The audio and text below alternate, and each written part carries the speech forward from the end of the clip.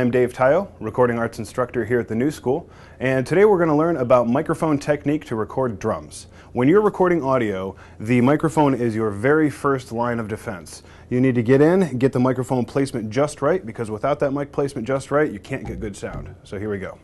So the first microphone we're going to talk about is made by Shure. It's the Beta 52. It's a low frequency mic and we use it on the kick drum. There are as many ways to mic up a drum set as there are drummers in the world.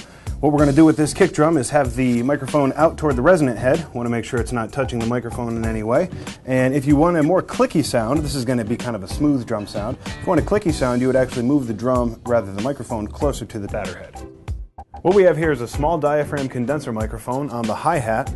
As always, mic placement matters, so let's take a look at what happens if we get too close. It kind of sounds gongy. If we point it a little bit away from where the snare drum is, since it's a directional microphone, it will actually reject some of the bleed from over there. And we have a good sound. Nice and crisp. So here's where we get to the advanced technique. On the top of this snare drum, I've got an SM57. It's a dynamic microphone and it's going to pick up most of the attack of the drum, a lot of the percussive sort of sound. On the bottom of the drum, where the snare is, I have a condenser microphone. It's more sensitive to high frequencies and is going to get a brighter sort of tone out of this drum. Now the inherent problem that we have here is that the top and the bottom microphones are what's called out of phase with each other.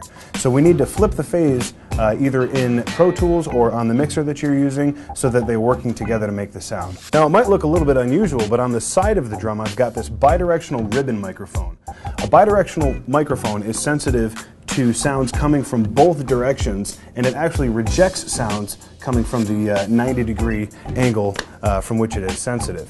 Now, the sound pressure wave comes off the top of the snare drum and the bottom of the snare drum, and it actually meets where the bidirectional microphone is on opposite sides of the mic. So therefore, it becomes in phase with itself inherently. Check this out. If you spin the microphone so that it is considered off axis with the way the sound pressure waves are traveling, you're going to get a ton of cancellation. But then if you throw the microphone in phase, you're going to get a really nice summation of the top and the bottom sound from the snare drum. In this relatively simple setup, we've got a mono overhead microphone. It's a large diaphragm condenser, and it not only picks up the cymbals, but everything that's going on in the drum set. It is directional, and it's set to a cardioid pattern, so that means it's sensitive to sounds that are coming from beneath it.